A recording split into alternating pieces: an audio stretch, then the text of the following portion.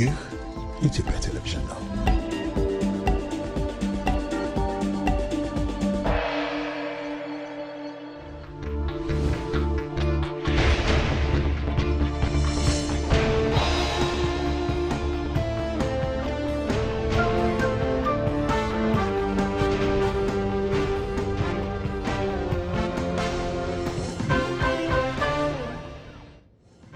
ሰላም እንደምን አምሽታችኋል የተከበራችሁ ተመልካቾቻችን። የኢቲቪ 57 ዜናችን በምዕራፍ 3 ተመልሷል።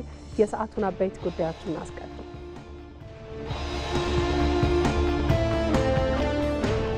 ሀገር የምትገነባው በደም ብቻ ሳይሆን በላብም ጭምር መሆኑን መገንዘብ የኢትዮጵያን ብልጽግና ለማረጋገጥ ወሳኝ መሆኑ ተገለጸ።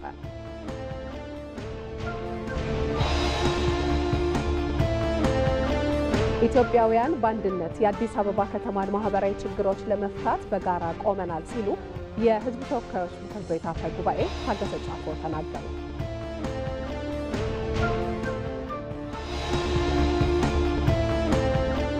የፍትህ ውሳኔዎች ተግባራዊ ሊደረጉ እንደሚገባ በሕዝብ ተወካዮች ምክር ቤት የሕግና ፍትህ ጉዳዮች ቋሚ ኮሚቴ አሳሰበ።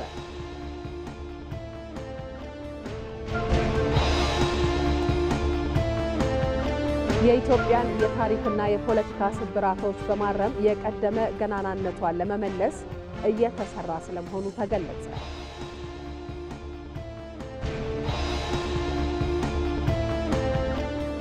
ከውጭ ሩሲያ በዩክሬን ላይ የሰው አልባ አውሮፕላኖችና የሚሳኤል ጥቃት መፈጸሟን የዩክሬን ባለስልጣናት አስታወቁ።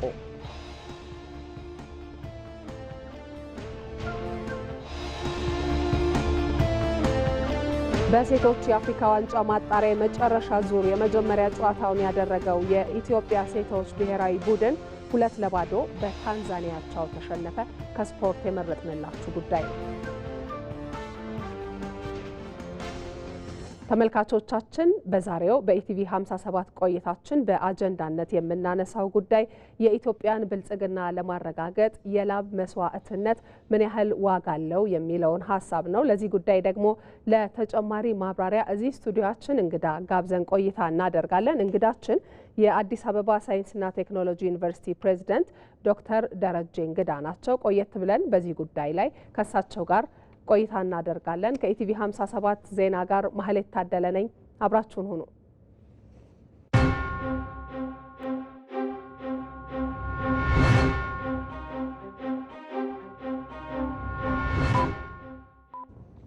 ወደ ቀዳሚው ዜና እናልፋለን። ኢትዮጵያውያን በአንድነት የአዲስ አበባ ከተማን ማህበራዊ ችግሮች ለመፍታት በጋራ ቆመናል ሲሉ የሕዝብ ተወካዮች ምክር ቤት አፈ ጉባኤ ታገሰ ጫፎ ተናገሩ። በ2017 ዓ.ም ብቻ ከ16.1 ቢሊዮን ብር በላይ ሀብት በማሰባሰብ ለተለያዩ የበጎ ፈቃድ አገልግሎቶች እንዲውል መደረጉን ደግሞ የአዲስ አበባ ከተማ አስተዳደር ከንቲባ አዳነች አቤቤ ገልጸዋል። ባለፉት 7 ዓመታት በተሰሩ የበጎ አድራጎት ስራዎች 42.5 ቢሊዮን ብር በላይ የሚገመት ሀብት በማሰባሰብ በርካታ ተግባራት መከናወናቸውንም እንዲሁ ገልጸዋል። ሰናይት ብርሃኔ ተጨማሪ አላት። 2 ታዳጊ ሴት ተማሪዎች በትምህርት ሰዓታቸው ምግብ ፍለጋ ሲንከራተቱ በማየቷ የተቸገሩ ሰዎችን በአንድ ማዕከል በማምጣት ማገዝን በማሰብ ቤተሰቦቿንና ጓደኞቿን አስተባብራ ባቡልሄር የተሰኘ የበጎ አድራጎት ድርጅት መስርታለች። ወይዘሮ ሃናን መሐመድ ወይዘሮ ሃናን በማዕከሏ የተወሰኑ ሰዎችን ከመመገብ ተነስታ ዛሬ ላይ 5000 የሚደርሱ የተቸገሩ ወገኖችን በየቀኑ ምሳና ራት ትመግባለች። ለዚህ በጎ ተግባሯም የአዲስ አበባ ከተማ አስተዳደር ሽልማትና እውቅናን ለግሷታል። ድህነትን እየተጋፈጥን እውነት እንደ ሀገር የምንገኘውና አልሐምዱሊላህ እንደዚህ ደግሞ ስትሸለሚ ትችያለሽ ስትባይ አቅም ይሆናል። እንደ ሃናን ሁሉ በተለያዩ ዘርፎች ላይ ለወገኖቻቸው ካላቸው ላይ ያካፈሉ የወገኖቻቸውን ችግር እያቃለሉ ለሚገኙ በጎ አድራጊ ልበቀናዎች መስተዳድሩ እውቅናን ሰጥቷል። የሰራሽለት አካል ወይም ደግሞ የተንከባከብሽለት አካል የጋበዘሽ አካል እውቅና ሲሰጥ ደግሞ ለሌላ ስራ ለተጨማሪ አገልግሎት በጽናት ለመቆምና በቀጣዩም ደግሞ ህብረተሰቡን ለማገልገል የራሳቸው የሆነ ፋይዳ አላቸው። እንደዚህ አይነት እውቅና በተሰጠ ቁጥር የሰው ልጅ ይበረታታል። ሽልማት ያበረታታል። እንዲህ አይነት ሽልማት ለቀጣይ ስራ እንድንሰራ ትልቅ ተነሳሽነት፣ ትልቅ ስንቅና ትልቅ ጉልበት ይሆነናል። የሀገርን ኢኮኖሚያዊና ማህበራዊ ችግሮችን ለመፍታት አሻራቸውን ላኖሩ ሁሉም ምስጋና ተችሯቸዋል። ኢትዮጵያውያን ሁላችንም ዘር፣ ቀለም፣ ሃይማኖት ሳይለየን ብዝሃነታችንን ጠብቀን እችን የብልጽግና ተምሳሌት የሆነች ከተማ አዲስ አበባን ለመቀየር ማህበራዊና ኢኮኖሚያዊ ችግሮቿንም በጋራ ለመፍታት መሰረተ ልማቶቿንም በጋራ ለማደስ በጋራ መቆም በመቻላችን ልንኮራ ይገባል። መስጠት አያጎድልም፣ በጎ ፈቃደኝነት ለሀገር ማንሰራራት በሚል ለ2017 የበጎ ፈቃድ አገልግሎት የላቀ አስተዋጽኦ ላበረከቱ የከተማዋ በጎ አድራጊዎች እውቅና የተሰጠ ሲሆን ይህ በጎ ተግባር ለበጎ ስራ ይሰጥ የነበረን የተሳሳተ ትርክት የቀለበሰ ስለመሆኑ ተገልጿል። ባህር ተሻግረው ሀገር አቋርጠው በዘርና በቀለም የማያውቋቸውን ለመርዳት የሚተጉት ነጮች ብቻ እንደሆኑ ሲተረክ ኖረዋል። ይህንን ትርክት እናንተን ይዘን ወጣቶቻችንን አሰልፈን አፍርሰነዋል። በጠቅላይ ሚኒስትር አብይ አህመድ አርአያነት ተጀምሮ አሁን ላይ በነዋሪዎቿ ዘንድ የበጎ ምግባርና ባህል እየሆነ በመጣው በዚህ የበጎ ተግባር ባለፉት 7 ዓመታት በርካታ ውጤቶች ተገኝተውበታል። የመንግስታችን አንዱ መለያ የሆነው ሰው ተኮር ፖሊሲን በተሟላ ሁኔታ በከተማችን በመተግበር ከ42.5 ቢሊዮን ብር በላይ የሚገመት የበጎ ፈቃድ ስራዎችን በከተማችን አከናውነናል። ለዛሬ እውቅና መነሻ የሆነው የ2017 የበጎ ፈቃድ ስራ በ16.1 ቢሊዮን ብር ከ8786 ቤቶች በላይ በመገንባት እንዲሁም ሌሎች የልማት ስራዎችን መስራት በመቻላችን ነው። የብዙ አቅመ ደካሞችን ቤት ያቀና የፈሰሱ እንባዎችን ያበሰ የሀገር ባለውለታዎችና ጧሪ ቀባሪ የሌላቸውን እንዲሁም ለከፋ ማህበራዊና ኢኮኖሚያዊ ችግር የተጋለጡ በርካታ ወገኖችን የኑሮ ጫና እንዲቃለል ያስቻለ የበጎ ፈቃድ አገልግሎት ተጠናክሮ ሊቀጥል እንደሚገባም ከንቲባ አዳነች አቤቤ ጥሪ አቅርበዋል። የፍትህ ስርዓቱን ቀልጣፋ፣ ዘመናዊና ተደራሽ ለማድረግ ፍትህ ሚኒስቴር ከባለድርሻ አካላት ጋር ያለውን ቅንጅታዊ አሰራር አጠናክሮ ሊቀጥል እንደሚገባ በሕዝብ ተወካዮች ምክር ቤት የሕግና ፍትህ ጉዳዮች ቋሚ ኮሚቴ አሳሰበ። ቋሚ ኮሚቴው የክስ መዝገቦች ውሳኔ ተፈጻሚ እንዲሆን ክትትል በማድረግ በኩል ክፍተት ታይቷል ብሏል። ኮሚቴው የፍትህ ሚኒስቴርን የ2018 ዓ.ም የሩብ ዓመት የዕቅድ አፈጻጸም ገምግሟል። መስከረም ቸርነት ተከታትለዋለች። እንደ ሀገር ፍትህ እንዲሰፍን ብሎም የዜጎችን ፍትህ የማግኘት መብት ከፍ ለማድረግ ፍትህ ሚኒስቴር ተቋማዊ ሪፎርም ሲያካሂድ ቆይቷል። የህግና ፍትህ ጉዳዮች ቋሚ ኮሚቴም የተቋሙን የ2018 ዓ.ም ሩብ ዓመት እቅድ አፈጻጸም ገምግሟል። ተቋሙ የክስ መዝገቦች ውሳኔ እንዲያገኙ ውጤታማ ስራ ቢሰራም ውሳኔዎች እንዲፈጸሙ ክትትል በማድረግ ረገድ ክፍተት ታይቶበታል ተብሏል። እንደምታውቁት በርካታ መዝገቦች ናቸው ውሳኔ የሚያገኙት። ውሳኔ ካገኙ በኋላ አፈጻጸም ወደ ኋላ ሲዘገይ ከፍተኛ የህዝብ ቅሬታ የሚያስነሱት እዛ አካባቢ ነው። በአብዛኛው እስሩን ይፈጽማል፣ ቅጣቱን ግን የሚፈጽምበት ሁኔታ አነስተኛ ነው። እርግጥ እዚህ ላይ የተለያዩ የህግ ትርጓሜዎችና ሁኔታዎች አሉ። እሱን በቅንጅት መድረኮቻችን ከፍርድ ቤቶች ጋር በምናደርገው ግንኙነት የምንፈታው ነው የሚሆነው ማለት ነው። ምስክር በመጥፋት የሚቋረጡ መዝገቦችና የማረሚያ ቤት አያያዝን ተመልክቶም ቋሚ ኮሚቴው ሚኒስቴሩን ገምግሟል። በማረሚያ ቤት ከእናታቸው ጋር ያሉ ህጻናትን በመመለከት በጣም ከፍተኛ እጥረት ነው ያለው። ከዛ አንጻር ምንድን ነው አሁን ዘንድሮ የታሰበው? ኢቭን ባጀት አይመደብላቸውም በመንግስት ደረጃ ማለት ነው። ግን ብዙ ህጻናቶች አሉ። ማረሚያ ጋር ተያይዘው የተነሱ ብዙ ነገሮችም አሉ። በተለይ ከእናቶቻቸው ጋር ታስረው የሚገኙ ህጻናት የሚመለከት ይህንን በጣም ቴክኒካል ስለሆነ በትክክል ከእናቶቻቸው ጋር ታስረው ያሉ ከሆነ ይህንን እንደ ተቃዋይ ወስደን የሚመለከተው አካል ብናጣራ የሚል ነው። መዝገብ አያያዝን ጨምሮ በተቋሙና በተጠሪ ተቋማት የሚሰጡ አገልግሎቶችን ዲጂታል ከማድረግ አንጻር የተሰሩ ስራዎች በቋሚ ኮሚቴው የተነሱ ናቸው። የወረቀት ቅብብሎችን የማስቀረት ስራን በተመለከተ በባጀት ዓመቱ የበለጠ ውጤት ለማምጣት ያለው ዝግጅት ምን ይመስላል? የጥቆማ ስርዓቱን ራሱ ተአማኒ እንዲሆን፣ ትራንስፓረንት እንዲሆን፣ ለህዝብ ግልጽ እንዲሆን ለማድረግ በተለያዩ አካላት በፖሊስ የተሰሩ አሉ። ከሱ ጋር ጀምሮ እስከ ማረማነጽ ኢንተግሬሽን ያለውን ትሬሰብል የሚሆን በቀላሉ ሊታወቅ የሚችል ቀልጣፋ የመሳሰሉትን ለማድረግ ስኮፑን አስፍተን ከአርቲፊሻል ኢንተለጀንስ ጋር የጀመርነውን ስራ በጥልቀት እየሰራንበት። ፍትህን ከማረጋገጥ አንጻር ከባለድርሻ አካላት ጋር ያለው ቅንጅታዊ አሰራር ተጠናክሮ ሊቀጥል እንደሚገባም ቋሚ ኮሚቴው አሳስቧል። ከሚመለከታቸው ሁሉም ተቋማት የጎንዮሽም ከክልሎችም በተዋረድም ያለው ቅንጅታዊ አሰራር አይጂአሩን መነሻ በማድረግ የተለያዩ ፎረሞችን መነሻ በማድረግ የተለያዩ ህግ ማዕቀፎችም ያሉ በመሆኑ በዚህ ምክንያት ከተቋማት ጋር ያላችሁ ቅንጅታዊ አሰራር ከጊዜ ወደ ጊዜ እያደገ ስለሆነ ይሄ በጣም በጥንካሬ የሚወሰድ ነው፣ መቀጠል ያለበት ነው። ቴክኖሎጂን በመጠቀም አዳዲስና የተሻሻሉ ህጎች እንዲወጡ በማድረግ ረገድ የሰራቸው ስራዎችም በበጎ የተነሱ ናቸው። ባለ ብዙ ተዋንያን የግብርና ኤክስቴንሽን አገልግሎትና አስተዳደር ረቂቅ አዋጅ መንግስታዊ ያልሆኑ ተቋማት በአገልግሎት አቅርቦት ላይ እንዲሰማሩ እንደሚፈቅድ ተገለጸ። በህዝብ ተወካዮች ምክር ቤት የግብርና ጉዳዮች ቋሚ ኮሚቴ በባለብዙ ተዋንያን የግብርና ኤክስቴንሽን አገልግሎትና አስተዳደር ረቂቅ አዋጅ ላይ የባለድርሻ አካላት የውይይት መድረክ አካሂዷል። ረቂቅ አዋጁ ባለፉት 50 ዓመታት በመንግስት ብቻ እየተሰጠ የሚገኘውን የግብርና ኤክስቴንሽን አገልግሎት ለግል ዘርፍ፣ ለሲቪክ ማህበራት፣ ለዓለም አቀፍ የምርምርና የልማት ድርጅቶች ክፍት እንደሚያደርግ ረቂቅ አዋጁ በቀረበበት ጊዜ ተመላክቷል። በዚህም አገልግሎቱን የሚያገኙ አርሶና አርብቶ አደሮች የአገልግሎት ክፍያ እንደሚከፍሉ በረቂቅ አዋጁ ተጠቁሟል።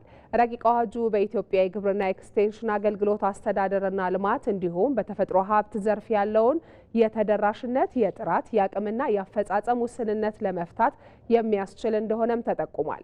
በውይይቱ ወቅት የግብርና ሚኒስትር ዴኤታ ዶክተር መለስ መኮንን ለአፈጻጸም የሚያመች የተናበበ መዋቅራዊ ዝግጅት እየተደረገ ስለመሆኑ ገልጸዋል።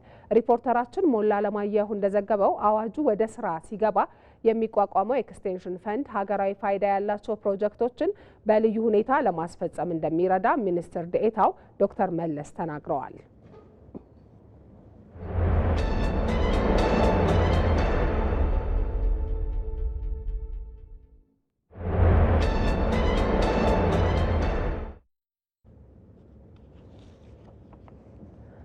ተመልካቾቻችን ኢቲቪ 57 በአጀንዳነት ወደሚመለከተው ጉዳይ ደግሞ እናልፋለን።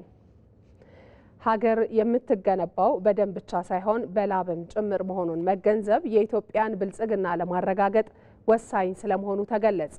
ለደም በተሰጠው ዋጋ ልክ ለላብም አለመስጠታችን ድሎቻችንን ሙሉ ሳያደርጋቸው መቆየቱም እንዲሁ ተገልጿል። ለመሆኑ ለላብ ዋጋ ለመስጠታችን ምን አሳጥቶናል? የሀብታሙ ተክለስላሴ ተከታዩ ዘገባ ምላሽ አለው።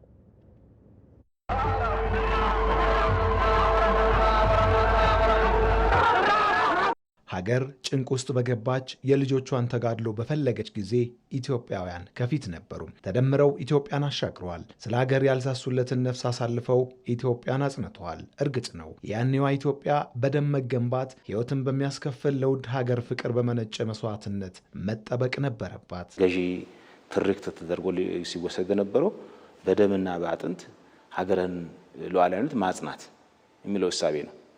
አርበኞች በየዱር ገደሉ ወድቀው ተዋድቀው ለዛሬ ነጻነት ያስረከቡን በዚሁ እሳቤ ነው። ያኔ ሀገሬው ጠላትን እየተፋለመ በየዱሩ ሲዋደቅ በሰላሙ ቀጠና ለሀገር መቀጠል አስኳል በሆኑ ስራዎች ኢትዮጵያን ያስቀጠሉ፣ በተጠበቀ ዳር ድንበሯ ውስጥ በየሙያ መስካቸው ኢትዮጵያን ያገለግሉ፣ ቢቆጠር ቢሰላ በግንባር ከተዋደቀው ያልተናነሰ አበርክቶ የነበራቸው እልፍ ናቸው። ዳሩ ግን ከተደቀነው ፈተና ሀገር ከገጠማት የህልውና አደጋ አንጻር በዱር በገደሉ የተዋደቁትን ከፍ አደረግናቸው። ትላንት የደም ዋጋ ከፍ ያለ ነበር።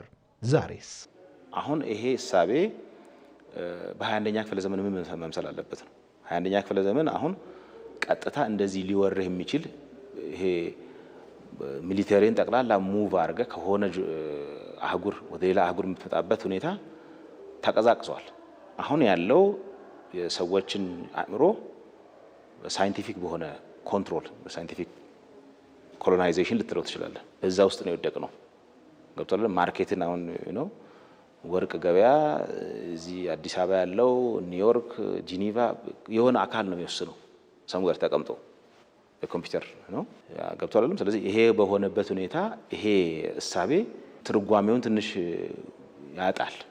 በዓለም መድረክ ላይ ምን አይነት ነገሮችን ሸጠን ምን ሰጥተን ምን ተቀብለን ሀገርን ማጽናት እንችላለን፣ ትውልድን ማሻገር እንችላለን የሚለው እሳቤ እንጂ በዚህ እሳቤ ወደፊት ፈቀቅ ማለት የምንችል አይመስለኝም።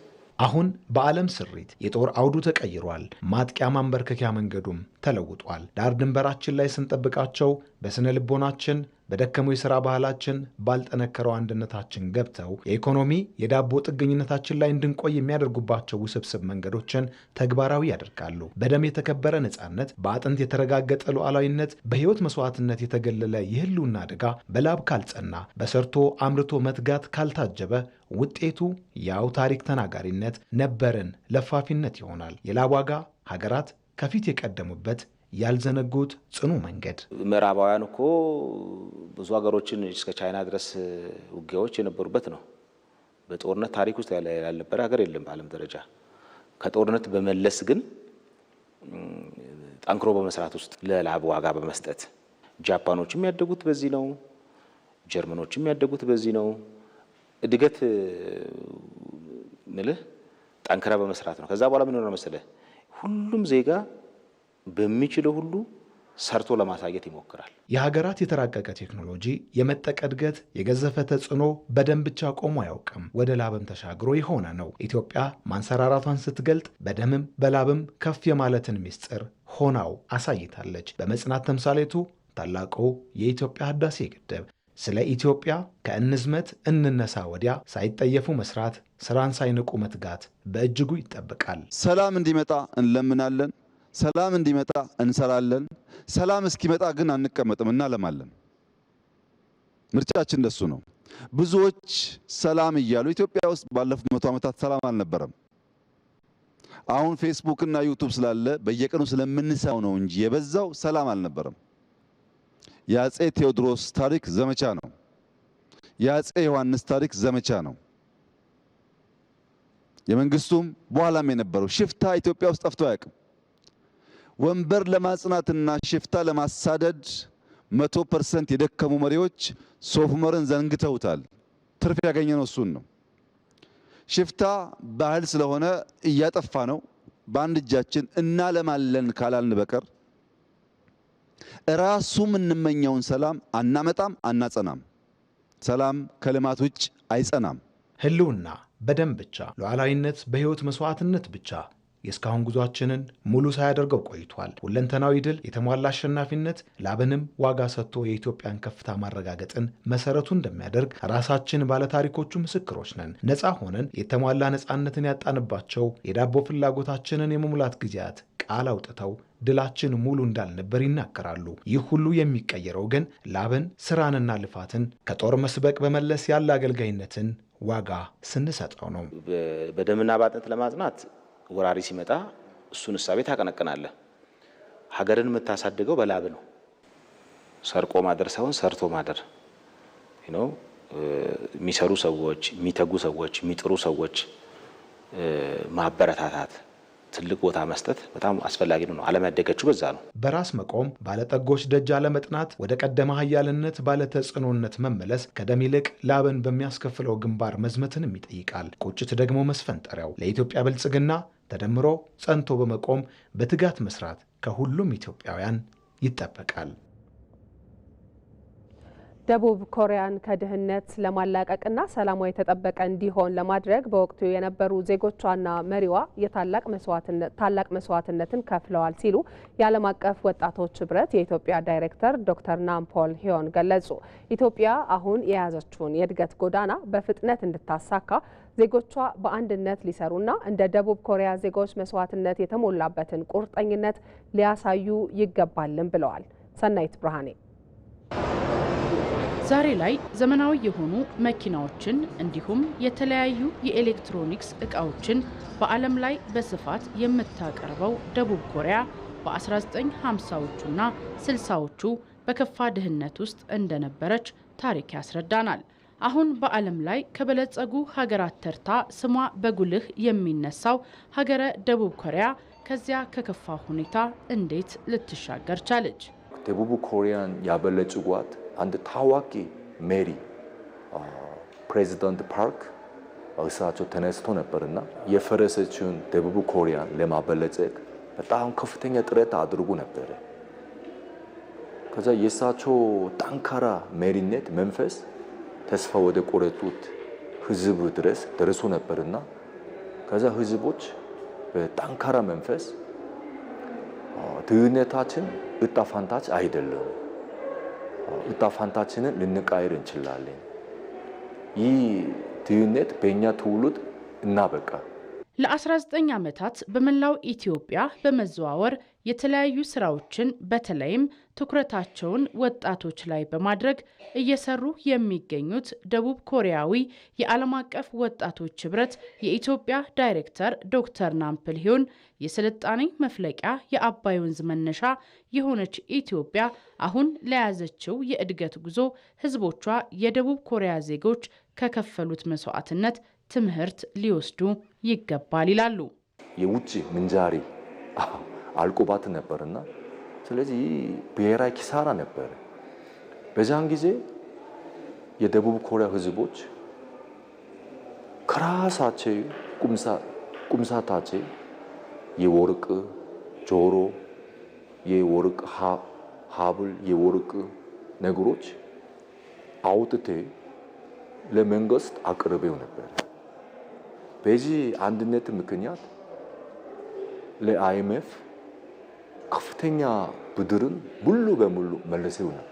በየትኛውም ሀገር ፈተና አለ፣ ውድቀትም አለ፣ መከፋፈል አለ።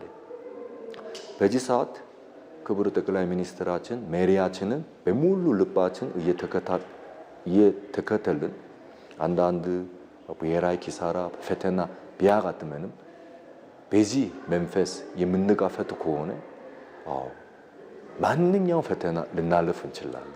ኢትዮጵያ ዛሬ ላይ አታሳካውም አትችለውም የተባለችውን ችላ ታላቁን የኢትዮጵያ ህዳሴ ግድብ ያሳካች ሲሆን ሌሎች ትልልቅ ፕሮጀክቶችን ለማሳካትና ኢኮኖሚዋን ለማሳደግ እየሰራች ትገኛለች ብለዋል ዶክተር ናም። በመሆኑም ይቺ ታላቅ ሀገር ከበለጸጉት ሀገራት ተርታ እንድትሰለፍ ዜጎቿ ከመሪዎቿ ጋር በመተባበር ሊሰሩና መስዋዕትነትን ሊከፍሉ እንደሚገባም ይገልጻሉ። በአሁኑ ሰዓት በጣም የሚያስፈልገን ነገር ምንድነው? አንድነት ነው፣ አንድ መንፈስ ነው። ስለዚህ እኛ በአሁኑ ሰዓት ትላልቅ ስራዎችን ከመስራትና ከመለወጣችን በፊት በመጀመሪያ ለሀገራችን ኢትዮጵያ ትናንሽ ልክ እንደ ትንሽ ጀር የሚመስለው ለውጦችን የምናደርግ ከሆነ የምናቀርብ ከሆነ ከትንሽ ጊዜያት በኋላ በጣም የሚያማምሩ ፍሬዎችን እናያለን። እርግጠኛ ነኝ። ግብርናን በማዘመን የሰው ሀብት ልማት ላይ አተኩሮ በመስራትና ኢንዱስትሪዎችን በማስፋፋት የተፈጥሮ ሀብት ልማቶችን በማጠናከር ኢትዮጵያ አሁን ካለችበት ወደ ተሻለ የኢኮኖሚ እድገት ማሻገር ከዜጎቿ የሚጠበቅ ሲሆን ለዚህ ደግሞ እስከ መስዋዕትነት የደረሰ ቁርጠኝነት እንደሚያስፈልግ ይገለጻል። ተመልካቾቻችን በዚሁ በአጀንዳ ጉዳያችን ላይ ተጨማሪ ማብራሪያ እንዲሰጡን እዚህ ስቱዲዮአችን እንግዳ ጋብዘናል። እንግዳችን የአዲስ አበባ ሳይንስና ቴክኖሎጂ ዩኒቨርሲቲ ፕሬዝዳንት ዶክተር ደረጀ እንግዳ ናቸው። ከእሳቸው ጋር ቆይታ እናደርጋለን። ዶክተር እንኳን ደህና መጡ። አስቀድሜ አመሰግናለሁ ለጊዜዎት ለማብራሪያዎትም። እሺ አመሰግናለሁ እኔም እድሉ ስለተሰጠኝ። መልካም ቀደም ሲል እየተከታተልን ነበረ ዘገባዎችን በተለይ ኢትዮጵያ በተለያዩ ወቅቶች ጠላት ሲመጣባት ፈተናዎች ሲጋረጡባት ዜጎቿ የደም መስዋዕትነትን እየከፈሉ አቆይተዋታል። በታሪካችን ለደም መስዋዕትነት ትልቅ ዋጋ እንሰጣለን። በዚያው ልክ ግን ለላብ መስዋዕትነት ደግሞ ዋጋ ሳንሰጥ ነው የመጣ ነውና የዚህ ምክንያቱ ምንድነው ብለው ያስባሉ? እንግዲህ እንደሚታወቀው ኢትዮጵያውያን ለአንድነታቸው ለሀገራቸው ህይወታቸውን የሚሰዉ መሆኑን ብዙ ማሳያ ምስክሮች አሉ። በርካታ ልንጠቅሳቸው የምንችላቸው ነገሮች አሉ። ዘመን እንደዚህ ባልዘመነበት ጊዜ ቴክኖሎጂ ባልረቀቀበት ጊዜ ከሀገር ጫፍ እስከ ጫፍ ሁላችንም በአንድነት ለሀገራችን መስዋዕትነት ከፍለዋል አባቶቻችን። ያ የሚያሳይ ነው። ሆኖም ግን ይህንን ባደረግንበት ኃይል ጉልበት በአንድነት መተን ግን ስራ ባለመስራታችን ዛሬ ከኛ ጎን የነበሩ ቅድም ሲጠቀስ የነበረው ኮሪያና ኢትዮጵያ በኮሪያ ዘመቻ ጊዜ አንድ እኩል ነበር፣ እኛም ለመርዳት የበቃን ነበር። ዛሬ ግን እኛ በጦርነት በተለያዩ ነገሮች ውስጥ ራሳችንን በማግኘታችን እነሱ ግን ከኛ አልፈው የበለጠ የተሻለ ቦታ ላይ እንዲደርሱ ሆናል። ያ ደግሞ ዋነኛው ምክንያቱ ምንድነው? ከስራ ጋር የተገናኘ ነው። ስራን በአንድነት እንደምንሰራው እንደሚታወቀው እንግዲህ ስራ ለመስራት አንደኛ መሪ ያስፈልጋል። ጦርነቱም እኮ መሪ ስላለው ነው። መሪ ህዝቡን ማሰባሰብ በመቻሉ ነው። ስለዚህ በዛ ዘርፍ ለላብ ብዙ ዋጋ ባለመስጠታችን አንድነታችንን በላብ ሀገርን ለማሳደግ በጋራ ላይ የሚያስተሳስሩ ነገሮች ላይ ባለማድረጋችን በተለያዩ ጦርነቶች ውስጥ በመያያዛችን እርስ በራሳችን በመከፋፈል አንድ የሚያመጡትን ትርክቶች ሳይሆን በሚከፋፍሉ ነገሮች ላይ በመስራታችንና ለላብ ብዙ ዋጋ ባለመስጠታችን ዛሬ ተረጂ እንድንሆን ሆነናል። ነገር ግን ከዛ ደግሞ ለመውጣት መጨረሻው ደረጃ ላይ ደርሰን እየተነሳን ስለሆነ ችግራችንን አውቀናል። ያንን ችግራችን ደግሞ የምንወጣበትን መንገድ እየተረዳን የመጣንበት ሁኔታ ነው ያለው። በአሁን ላይ በኢትዮጵያ ሁለንተናዊ እድገት ብልጽግና እንዲመዘገብ ልክ እንደ ደም መስዋዕትነት ሁሉ ለላብ ዋጋም ትኩረት ተሰጥቶታል። በዚህ ረገድ እየተሰራበት ነው የሚገኘውና ይህ መሆኑ ደግሞ የኢትዮጵያን የወደፊት የእድገት ጉዞም ለማረጋገጥና ለማፍጠን ምን ያህል ያግዛል? እንግዲህ ከፍተኛ አስተዋጽኦና በገዛ ይፈጥራል ብዬ ነው የማስበው። አንደኛ እየሰራን ያለ ነው የላብን ዋጋ ታላቁ ህዳሴ ግድብ አንደኛው አንድነታችንን ያመጣው ምሳሌ ነው። በዚህ የታላቁ ህዳሴ ግድብ ብዙ ፈተናዎች ቢኖርብንም እንኳን ብዙ ወንድሞቻችንና እህቶቻችን እናቶቻችን ከመቀነታቸው አውጥተው በጋራ በላብ በመስራት በአካል በመሄድ ብቻ ሳይሆን ካሉበት ቦታ ያላቸውን ነገር በማዋጣት ሰርተን ምሳሌ አግኝተናል። ስለዚህ ያንን መጀመራችን አንድ፣ ሁለተኛ አሁን እየተሰሩ ያሉ ለውጦች በምሳሌ የሚጠቀሱ ናቸው።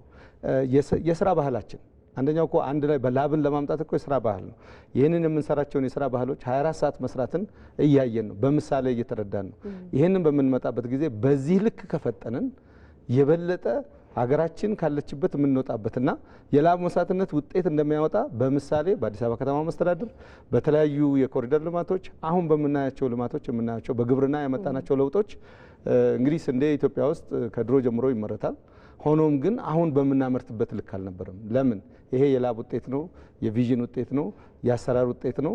በጋራ መስራታችን የምናመጣው ውጤት ነው ማለት ነውና አሁን የጀመርናቸው ጅማሮች በራዕይን ከፊት አስቀምጦ ቁጭትን በመፍጠር አንደኛው እንግዲህ የጦርነት አሰባሳቢ የሚሆንበት ምክንያት ቁጭትን ስለሚፈጥር ነው። ተደፍረሃል፣ እንደዚህ ችግር ውስጥ ነው ያለ ነው፣ አንድነታችን ተነክቷል በሚልበት ጊዜ የምንነሳበት ህዝቦችን አንድ ላይ የምናደርግበት ነው። ስለዚህ አሁንም ችግር ውስጥ ነን፣ ከችግር መውጣት የምንችለው ደግሞ በላባችን ነው የሚለውን በምሳሌ በስራ አሁን በአይናችን የምናያቸው በመሆናቸው ይሄ ሌሎቹ እንዲነሳሱ ያደርጋል። ከሀገራችን መጠን በሰው ሀገር ውስጥ የምንሰራው ላብ በማፍሰስ ነው ሰዎች የሚሰሩት። ያንን ግን ሀገራችን በማድረጋችን እኔ ምሳሌ ባለው መንገድ በመንቀሳቀሳችን ይሄን ለውጥ ለማምጣት ጥሩ ጅማሮ ላይ ነው ያለ ነው። ይህን ደግሞ ማስቀጠል አለብን። ቅድም እንደተነገረው አንድነት መኖር አለበት። ልዩነቶች ሊኖሩ ይችላሉ። ሁላችንም ግን በጋራ ከሰራን ማደግ የምንችለው በላባችን ብቻ ነው። በስርቆት በአቋራጭ መንገድ ልናገኝ የምንችለው የለም የሚለውን ከጠቀስን በጋራ ከሰራን እናድጋለን። ያንን ደግሞ እንደምናመጣ ባለሙሉ እምነት ነኝ። መልካም፣ እጅግ በጣም ነው የምናመሰግነው። የአዲስ አበባ ሳይንስና ቴክኖሎጂ ዩኒቨርሲቲ ፕሬዚዳንት ዶክተር ደረጀ እንግዳ እዚህ ስቱዲዮአችን ድረስ ስለመጡ ስለሰጡን ማብራሪያ ጥሩ ምሽት ይሁንልዎ። እሺ፣ እኔም አመሰግናለሁ። እናመሰግናለን።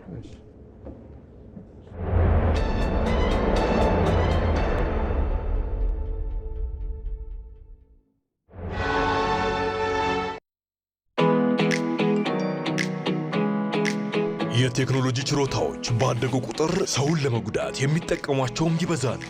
የዕለት ጉርሶንም ሆነ ለነገ ያሉትን አንጡራውን ከቀማኞች ለመታደግ ማስተዋልን ይሻል።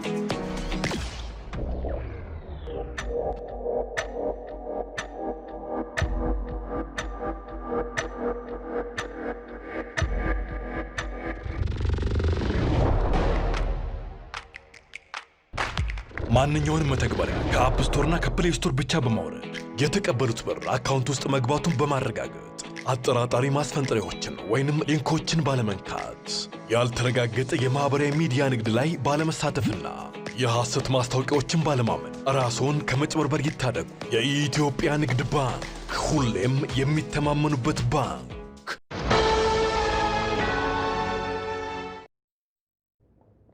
የኢቲቪ 57 ዜናችን ይቀጥላል። ተመልካቾች አብራችሁን ሁኑ። ቀደምት ገናና ታሪክና ስልጣኔ ከነበራቸው የዓለም ሀገራት ተርታ ስሟ ሰፍሮ ለአያሌ ዘመናት የዘለቀችው ኢትዮጵያ በዲፕሎማሲና በኢኮኖሚ እንቅስቃሴው የቀይ ባህር ጠረፍን ካካለለው ደቡባዊ አረቢያ እስከ ህንድ ውቅያኖስ የተዘረጋ ሀያልነት እንደነበራት በተለያዩ የታሪክ ድርሳናት ሰፍሮ ይገኛል። ለመሆኑ ኢትዮጵያ ጥንታዊ ስልጣኔዋን ማስቀጠል ለምን ተሳናት? የሀገሪቱን የታሪክና የፖለቲካ ስብራቶች በማረም ህብረ ብሔራዊት ሀገር እየገነባ እንደሆነ የሚገልጸው መንግስት የኢትዮጵያን ቀደምት ገናናነት ለመመለስ እየሰራቸው ያሉ ስራዎችስ ምንድን ናቸው? ሰለሞን ኃይለ ኢየሱስ በዚህ ዙሪያ ላይ ያዘጋጀውን የትንታኔ ዘገባ ተከታትለን እንመለሳለን።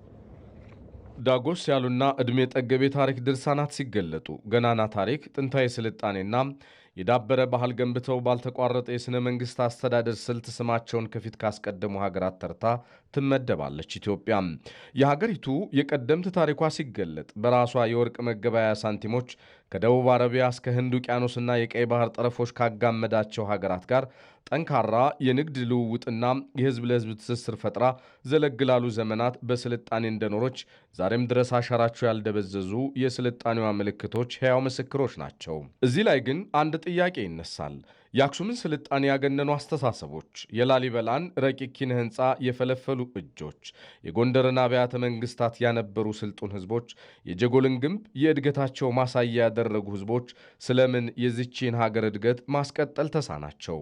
ከመካከለኛው ዘመን የሀገሪቱ ታሪክ እስከ ዘመናዊ የፖለቲካና የህዝብ አስተዳደር ጉዞዋ ድረስ ስልጣኔን ያለማስቀጠል የቁልቁለት የማዝገም ምክንያቶችስ ምንድናቸው? የሚል የእርስ በርስ ጦርነት፣ የፖለቲካ አለመረጋጋት፣ ሰፊ የህዝባዊ ስነ ምህዳር በእነዚህ ሂደቶች መፈጠር፣ ሰፊ ብዙሃ ቋንቋ፣ ብዙሃ ባህል እና ብዙሃ ማንነት ያለውን ህዝብ የማስተናገድ የማህበራዊ ኢኮኖሚና የፖለቲካ መዋቅር ለመፍጠር በምታደርገው ትግል ውስጥ በወጥነት በፊት የነበሩትን አይነት ስልጣኔዎች ለማምጣት የምታደርገውን ጥረት በተወሰነ መንገድ በመሸፈን እነዛን ታላላቅ ስልጣኔዎች ማድገም አልተቻለም ማለት ነው። በቀይ ባህር አካባቢ አዳዲስ የፖለቲካ ኃይሎች ብቅ ማለት፣ የኃይል ሚዛን መቀየር፣ ለምሳሌ የአረቦች በቀይ ባህር ላይ የከፍተኛ ኃይል ማግኘት፣ የንግድ እንቅስቃሴዎች አቅጣጫ መቀየር የመሳሰሉት ጉዳዮች ሀገሪቷ በወጥነት የገነባቸውን ስልጣኔ ተከትላ ለማስቀጠል እንዳትችል ተጠያቂ ምክንያቶች ናቸው።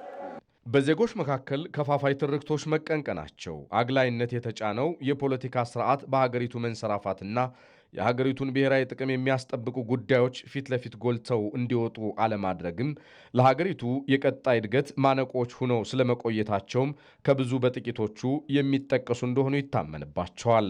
እነኚህ የታሪክና የፖለቲካ ስንጥቃቶችን በፍጥነት እያረመ ካለፉት ትውልዶች ተምሮ መጪውን ትውልድ በተገቢው መንገድ ቀርጾ የስልጣኔን መሰረት ለመጣል በማያቋርጥ ፈጠራና ፍጥነት እየገሰገሰ ያለው የመደመር ትውልድ አሁን ኢትዮጵያን በልኳ እየሰራ ዜጎቿም ተገቢውን ክብር እንዲጎናጸፉ ቃልና ተግባር አሰናስሎ ጉዞውን ቀጥሏል።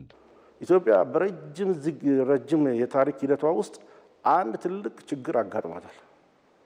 ያን ችግር እንዴት በሳይንሳዊ መንገድ እንፈተዋለን? በተለምዶና በዘልማድ አካሄድ እስካሁን ሞክረን የተለያዩ የተምታቱ አካሄዶች ሄደናል ነው። መደመር እንደ ፖለቲካ ፍልስፍና ይህን ኢትዮጵያን ችግር ለመፍታት መጀመሪያ ያተኮረው ነገር አንድ ሀገራዊ የሆነ ትርክት መፍጠር ነው። ከተማሪዎች ንቅናቄ ጀምሮ የተነሳው አንደኛው ጥያቄ የጋራ ትርክት የለንም ነው። ይህ ነገር የተነሳው ከተማሪዎች ንቅናቄ ጋር ነው። ስለዚህ መደመር ያንን የተማሪዎችን ጥያቄ በአዲስ መልክ በማየት ይህን ችግር ሊፈታ የሚችል አቃፊ ትርክት የማምጣት ነው። ህዝቦች፣ ብሔር ብሔረሰቦች የተለያዩ የታሪክ ውክልና በታሪክ ውስጥ ያለን ሚና የመገለጽ ጥያቄዎችን አንስተዋል። የማንነት ጥያቄ፣ የባህል ጥያቄ፣ የቋንቋ ጥያቄ አንስተዋል። ይህን ጥያቄ በዘላቂ ሁኔታ የሚፈታ አቃፊ ትርክት ማምጣት የመደመር ፍልስፍና አንደኛ እሴት ነው። የመደመር ፍልስፍና በአንድ በኩሉ አንዳንድ ሰዎች የሚያላዝኑበትን የተበደልኩን፣ ተገለልኩኝ፣ በአግባቡ አልታየሁም የሚለውን ቅሬታ የመለሰ እሳቤ ነው። በማድረግ አቅሙ የጎለበተ የተቋም ግንባታ የኢትዮጵያን የሀያልነትና የከፍታ ምስጢር የተረዳ የምናብ ከፍታ መጻኤ ተስፋና እድሏ የሚያጓጓ ህብረ ብሔራዊት ሀገር የወል እውነቷና የወል ትርክቶቿ የተቃናና የታፈረች ሀገር በእርግጥም የማንሰራራት ዘመን ጅማሬዋ ሀዲድ ላይ ትገኛል። ኢትዮጵያውያን ማሰብ ያለብን ወደፊት ራዕያችን ምንድን ነው?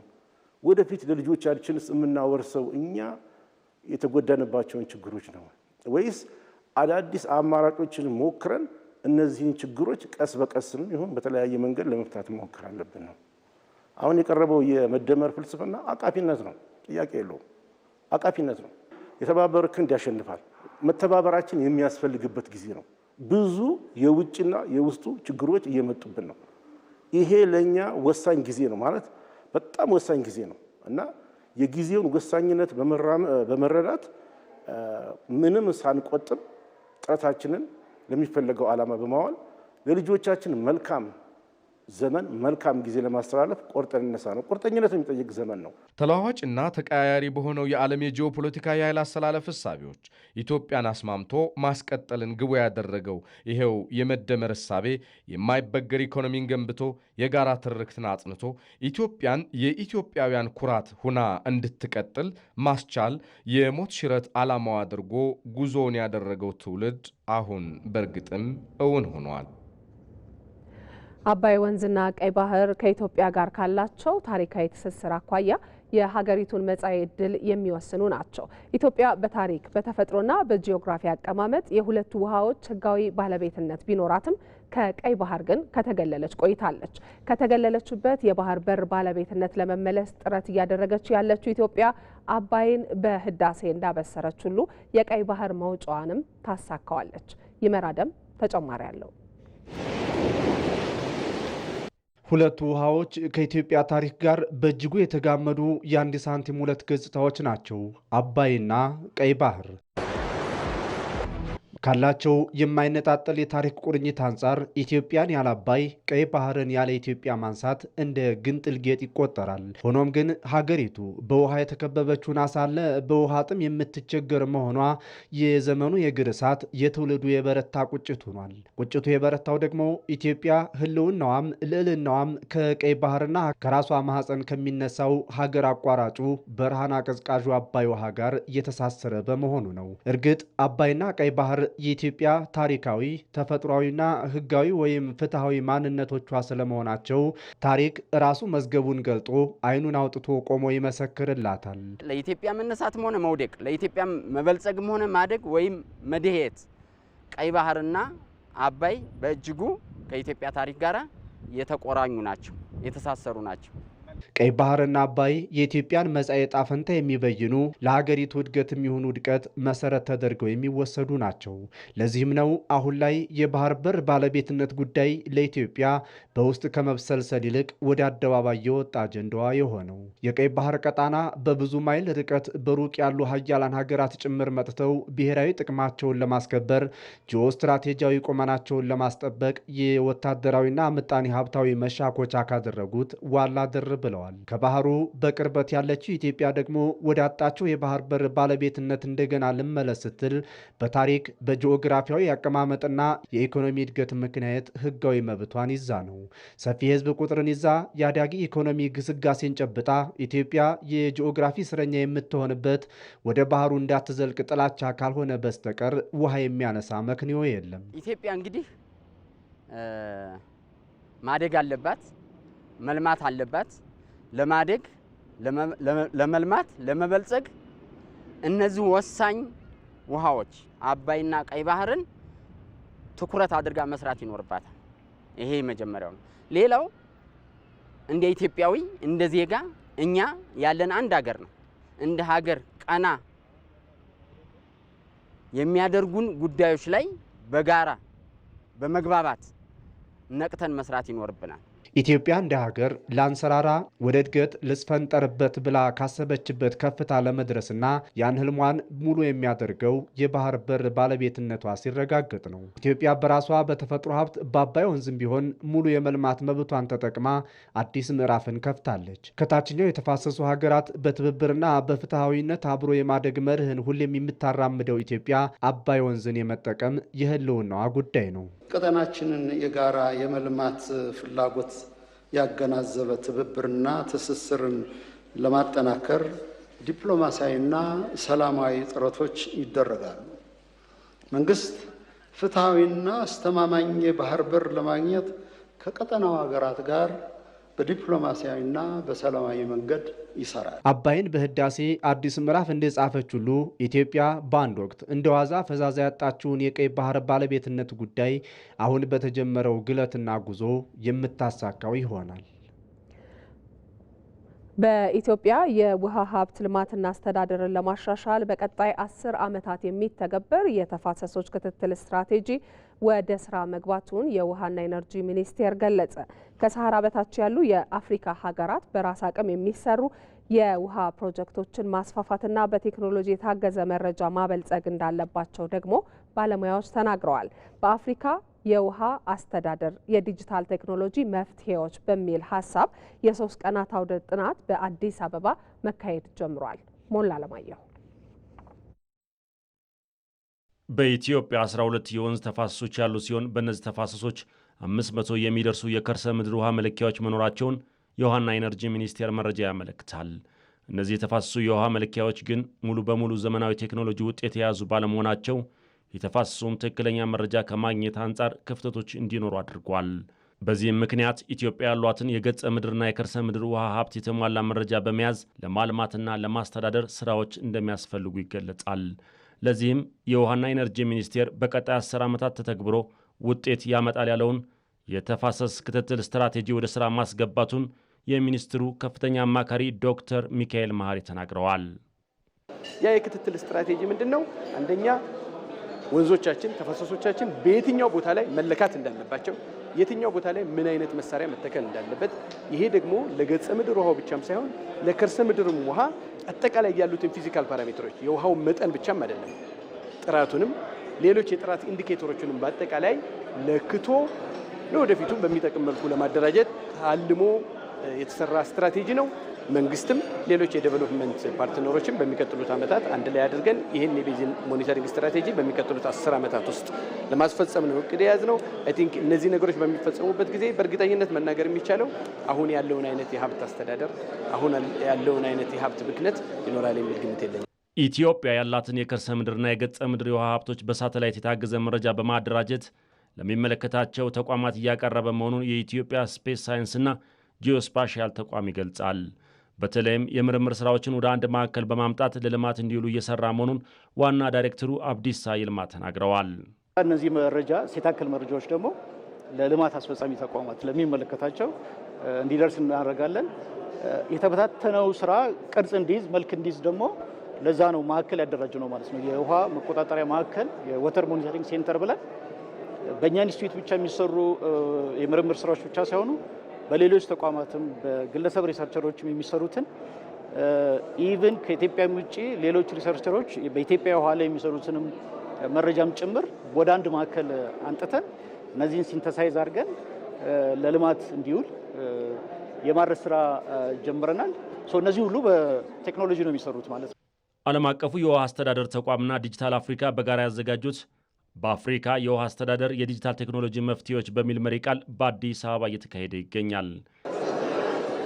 አፍሪካ ካላት የውሃ ሀብት አንጻር በመስኖና በውሃ ኃይል ልማት ብዙም አልተሰራም የሚሉት በዓለም አቀፉ የውሃ አስተዳደር ተቋም የኢትዮጵያና የምስራቅ አፍሪካ ተወካይ ዶክተር አብዱል ከሪም ሁሴን ሀገራት እንደ ታላቁ የኢትዮጵያ ህዳሴ ግድብ ያሉ በራስ አቅም የሚሰሩ ኢንቨስትመንቶችን ማስፋፋት አለባቸው ይላሉ።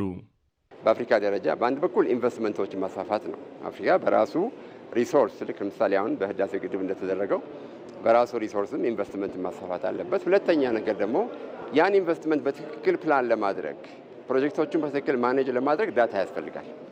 እና እንደዚህ አዳዲስ የመጡ ቴክኖሎጂዎችን በመጠቀም ያን መረጃ ክፍተት መሙላት፣ አቅምን ማጎልበት አስፈላጊ ነው የሚሆነው። ስለዚህ በእነዚህ ኢንቨስትመንት፣ አቅም ግንባታና ዲጂታል ኢኖቬሽን መጠቀም የሚል ዋና ዋና የምላቸው ፖይንቶች ናቸው ለኔ። ከሰሃራ በታች ባሉ የአፍሪካ ሀገራት የውሃ ሀብትን ለማልማት ዲጂታል ቴክኖሎጂዎችን መተግበር የመረጃ ክፍተቱን ለመሙላትና የተሻለ የውሃ አስተዳደር ለመፍጠር ወሳኝ መሆኑን ዶክተር አብዱል ከሪም ተናግረዋል። ለ3 ቀናት የሚቆየው አውደ ጥናት በውሃ ሀብት ልማትና አስተዳደር በአፍሪካ ሀገራት መካከል የተሻለ ትብብር ለመፍጠር ያግዛል ተብሏል።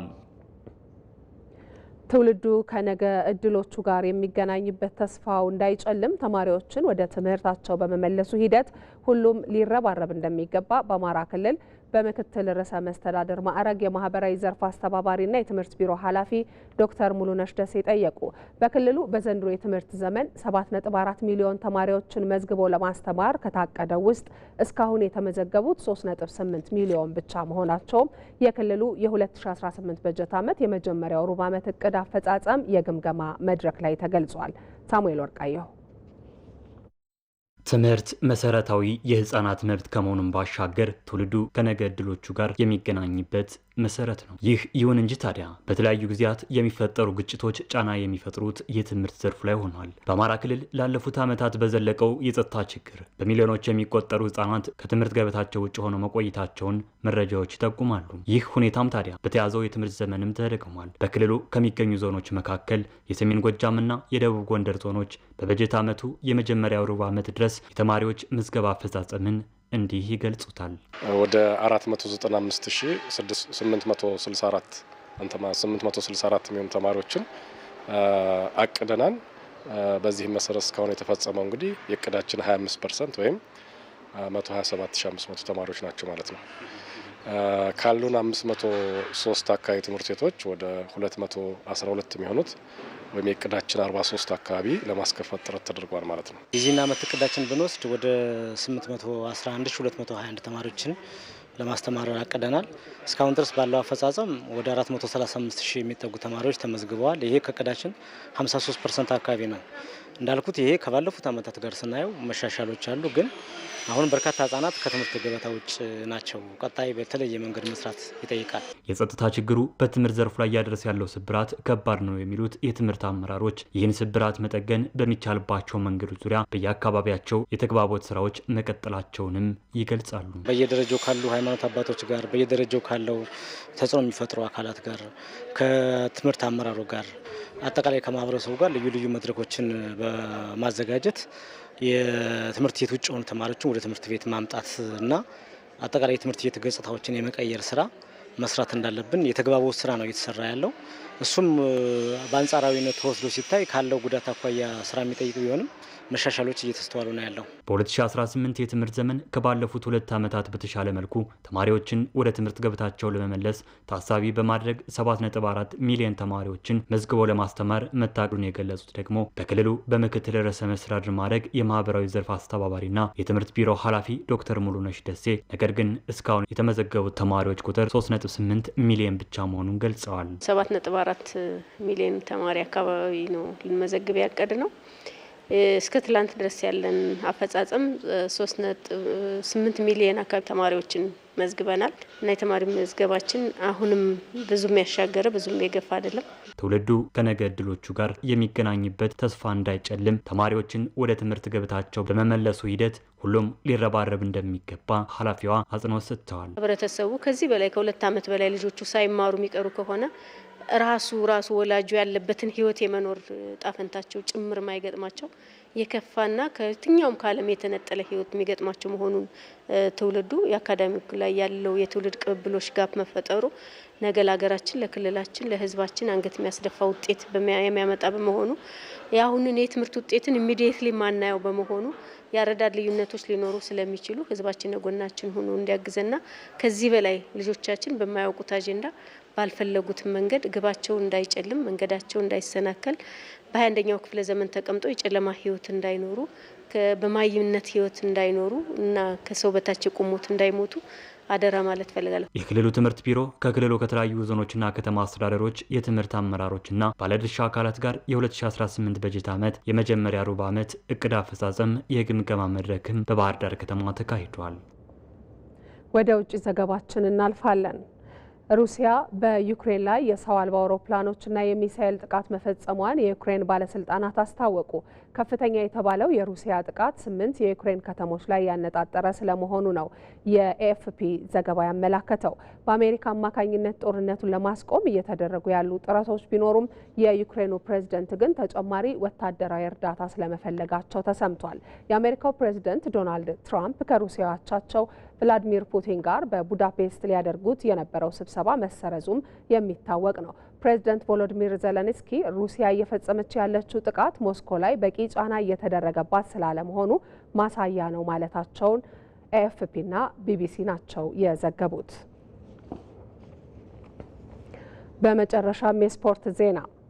በሴቶች የአፍሪካ ዋንጫ ማጣሪያ የመጨረሻ ዙር የመጀመሪያ ጨዋታውን ያደረገው የኢትዮጵያ ሴቶች ብሔራዊ ቡድን 2-0 በታንዛኒያ አቻው ተሸንፏል።